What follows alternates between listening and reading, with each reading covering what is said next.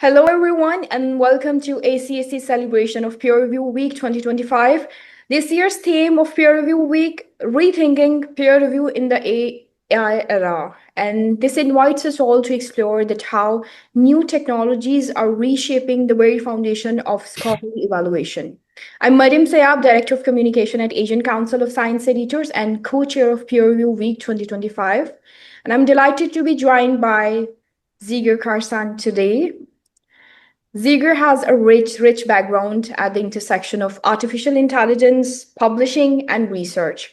He has worked as a researcher in AI, held editorial leadership roles at Elsewhere, and founded Atlantis Trust, later acquired by Springer Nature, and now leads World Brain Scholar, an initiative dedicated to advancing scholarly publishing within AI-driven solutions. Zeger, thank you for joining us today. Thanks for having me. We will be talking about Eliza, powered by World Scholar, an AI-powered publishing and peer review assistant, its journey, how it was started, how tools like these may change the future of peer review. So to start, how do you think that how Eliza began? What problem in peer review you set out to solve? Thanks. Great question. Thanks a lot, Mariam. Thanks again for having me. Yes, we have been working on this issue of AI and publishing, scientific publishing, quite a long time. I've been publisher myself, as you already said in the introduction, with Elsevier and also for my company. And one of the things I saw during these 20 years of experience in publishing is that the process between the manuscript submission and the final decision taking place for whether the paper is going to be accepted for a journal or for a conference even. Well, the conference is faster, but for a journal is very long. And most of this part is taken by the peer review, in fact. Many of parts of the whole workflow have already somehow been automated, but the peer review is still a very manual activity. And now, with current technology at hand, we can also intervene here in automating, or at least use AI and computer science for improving and accelerating the peer review. Because this is a big bottleneck for many people, for many authors. They have to wait a long time before they get peer reviews, before they get accepted or not. And also the review, or the feedback they get from the editorial office or from the editor is very often very poor. So this needs to be improved. So we found, I was working on this already in 2020 and 2021 at that time, and I checked with a lot of universities in Europe whether there was the technology around or in order to help the peer reviewers do a better peer review job. But at that time, it was concluded, I spoke to people who were working in NLP, natural language processing, and they didn't see a really technological solution to this at that point, in 2020, 21.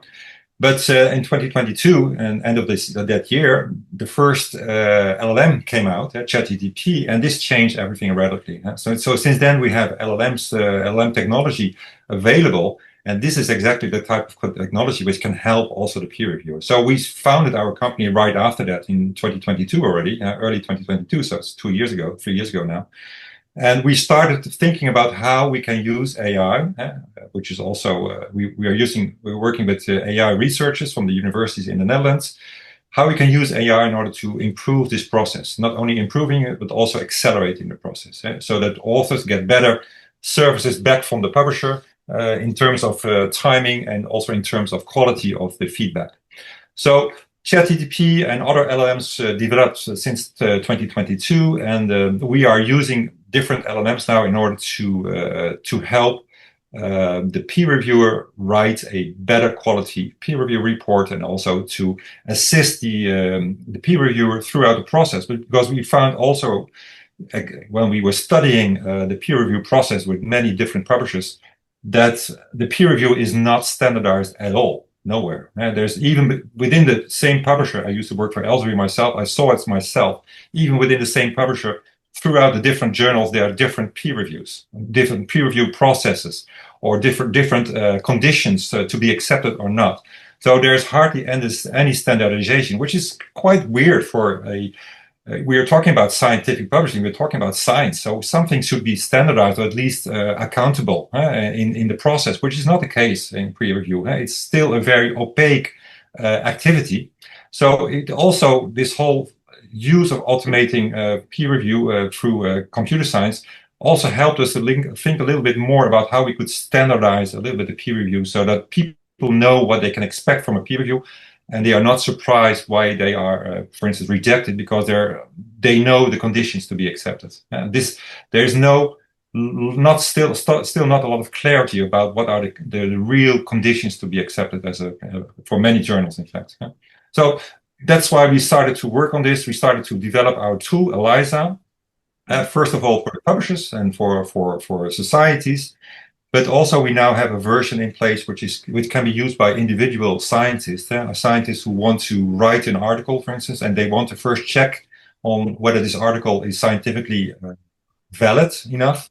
They can have an automatic peer review through our tools. They can also, if they operate as a reviewer, they can use our tools, and also editors in chief of journals or editors from conferences, they can now use our tool in order to gather the different peer review reports and very quickly assess what the peer reviewer said about this specific paper and what should be the decision. That's the baseline we did. Interesting. Okay. I heard that when you launched the first version of Eliza last year, there was like someone with the publisher side at least concerned about automation. So how did you adopt Eliza in second version to keep reviewers actively engaged? Yeah, exactly. That's an interesting issue, because we were also surprised with what happened, because we presented our tool, which was in the first version, was quite a powerful tool. It not entirely, but very semi-automatic, the whole peer review process. We had a tool which already somehow gave the first comments automatically, and which the peer reviewer could adapt to his or her taste. But the peer review tool did a lot of work already beforehand, before even the peer reviewer started working on this report. And this was a little bit criticized by the publishers and also by the societies, because they thought it was too powerful. In fact, they wanted to be sure that the peer reviewer, a human peer reviewer, was engaged in the process throughout the whole process, because they absolutely, also in terms of integrity, of course, of the scientific academic publishing, they want a human being to be in charge, but also involved, engaged in the whole process. So we somehow retrograded a little bit our tool and said, well, the peer review tool will not do anything before the peer reviewer has made a first draft review, him or herself. So that means writing a summary, writing the first comments, the positive, the negative comments, what are the impacts, etc., before the tool even starts working. Because what the tool is doing now is that once we have this draft version of a peer review, which is coming from a human being, then only then the tool Eliza will start analyzing what has been said by the peer reviewer, compare it with the paper, because the tool is also, we call it paper aware. The tool knows about what paper the peer review is writing a report, and then come back with suggestions to the peer reviewer in order to improve the quality of the peer review. In terms of what do we mean by quality? Meaning, make it more complete, and make concrete references to issues which the reviewers saw in the paper.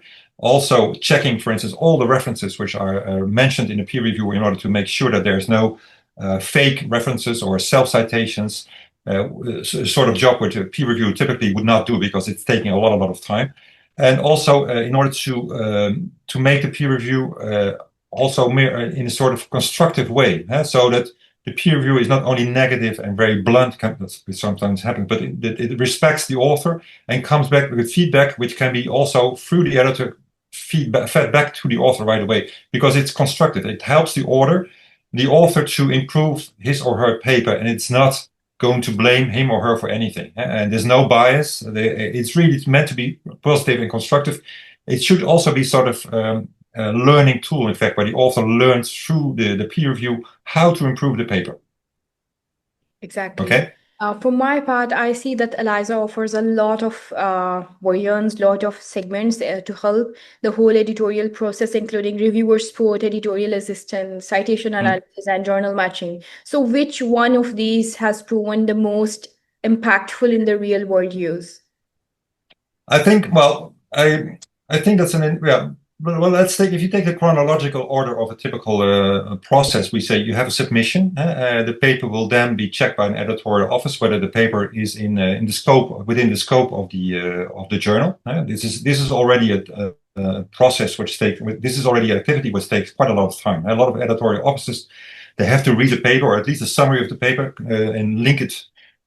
Compare it to the aims and scope of the journal. This is quite a lot of problems. So we developed first tool which is called the journal matcher, which means automatically the tool will compare the contents of the paper with the aims and scope of the journal for which it has been submitted, and can then give a judgment about whether the paper is indeed within the scope of the journal.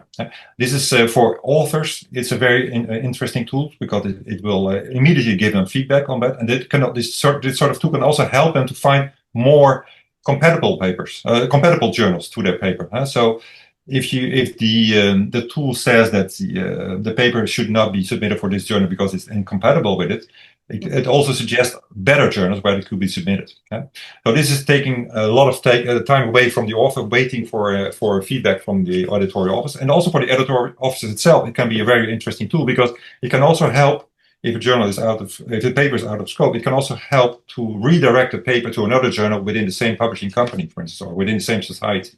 So you don't lose the paper, but you can also suggest immediately another journal where it could be well fit with the aims and scope.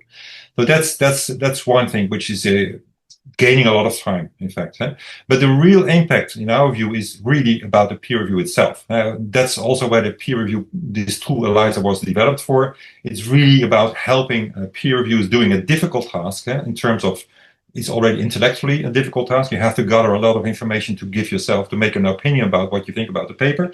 But it's also for many people, for instance, novice reviewers who have never done or hardly done any reviewer, it's very difficult to make a good peer review because many people have no idea how to write a good peer review. As some people have gotten some education on this, but many people have not received anything. So this tool interactively helps you to build up a complete peer review.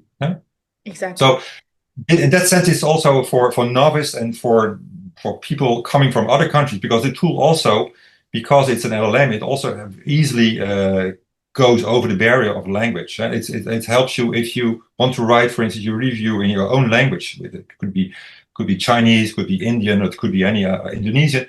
It can be then after it automatically translated into the English language. So you don't have this barrier of having to write something in good English. You can, of course, it can be corrected, but you can also express yourself in your own language. And so that this will open up a new world for many scientists from non-English speaking countries, where people can now also write consistent and well-written peer reviews in English.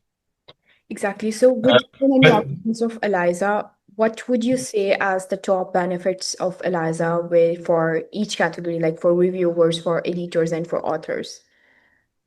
Well, for reviewers, as I said, this is helping you to improve the quality of your peer review reports. It helps you to also with your language issues, if there are any, and it helps you really to construct a peer review report which is also positive in its approach and is not biased, which also from a publisher point of view, but also from an author point of view, means that the report or the feedback you get from the editor about your paper is always constructive and well documented.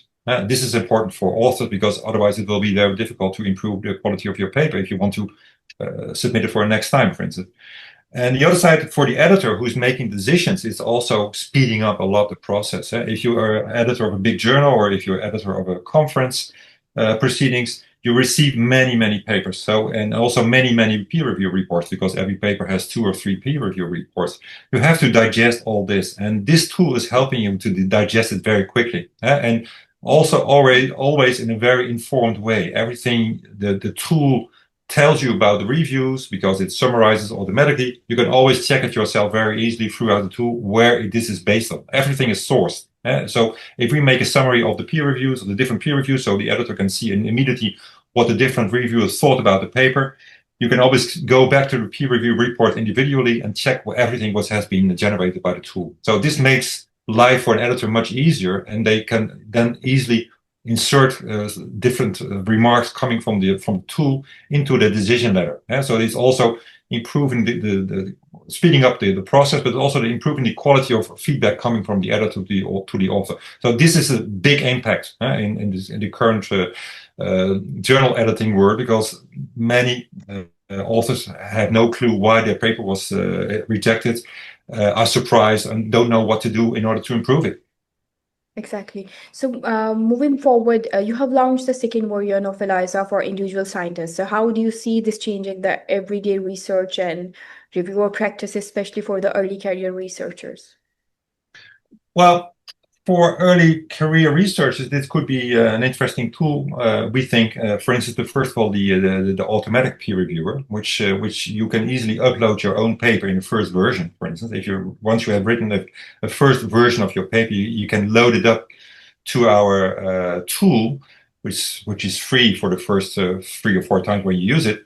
You can check, then the tool will generate full automatically a peer review, which you can use in order to improve the quality of your paper. So if there's really issues missing in your paper, or there's problems with references, or there's a problem with the consistency of your paper or your assessment, this can be detected by the tool, and you can immediately get feedback in order to improve your paper.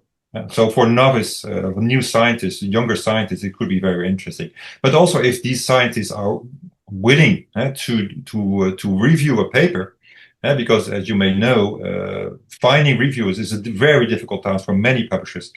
This tool can help them also for younger people to take the step and say, okay, I'm going to accept this next invitation for doing a peer review, because I know there's a tool which can help me, both for quality of the peer review, but also for language issues. I feel much more confident to do a review because there's a tool which is helping me in order to make a very good, complete peer review. Exactly. So, looking ahead for the wrap-up part, where do you see that Eliza, and there are like a lot of tons of AI experiments and tools in that market. So, how it's Mm. shaping the future of peer review and the editorial decision making? Yeah, as I told you in the beginning, there's still a lot of reluctance from bigger publishers, and also from societies, in order to integrate AI in their processes, in their workflows, which is understandable, because there's a lot of vested interests which need to be protected. There's an issue of integrity. There's an issue of can we trust AI? There's an issue of hallucinations. We all know about this, but there is this technology now, and this technology will be improved, and it's there to stay. That's for sure. And I think many people understand that, and we have to not deal with it, but we have to integrate it into our working processes. And so AI is there to stay, also for publishing. And we need to make the best of it, because AI can really help us and support us in our work as a reviewer, as an editor, as an author. And this is, we should fine tune as much as possible as we can. We should not uh, um, say that AI has to be forbidden, or has to be because the, it has also to do with maybe another issue, apart from the quality and integrity. The issue is also about the speed in the process in publishing. Many people complain, many authors complain about the long processes before your paper gets accepted or not. This has to be improved, and we know that peer review very often in many workflows takes up 60 or 70% of the total processing time for a paper, which is huge. So this can be reduced and should be reduced. This is for commercial reasons, for publishers it's important, but also as an author, you want to know quickly what is going to happen with your paper, whether it's going to be accepted or not. I know people wait for 1 year to get a feedback, whether it can even be negative, whether this paper is going to be accepted or not. This is way too long, and many people are not willing to accept it anymore. So you have to deal with this, and the technology is there now. Exactly. So thank you so much, Zeger, for such an insightful discussion. It's good to hear and Thanks. how Eliza is helping out, not only streamlining the workflows, but also supporting reviewers, editors, and authors in practical ways. As we celebrate Peer Review Week 2025, I think that conversations like these highlights that the future of peer review is about more than just efficiency. It's about building systems that are fair, transparent, and supportive of the people who are making scholarship possible. Thank you once again, Ziger, for sharing your journey and perspective, and thanks to everyone who joined us today, watching us. Stay connected with ACSE throughout Peer Review Week as we continue to explore how AI is reshaping the future of peer review. Thank you. Thanks a lot. Thanks a lot, Mario.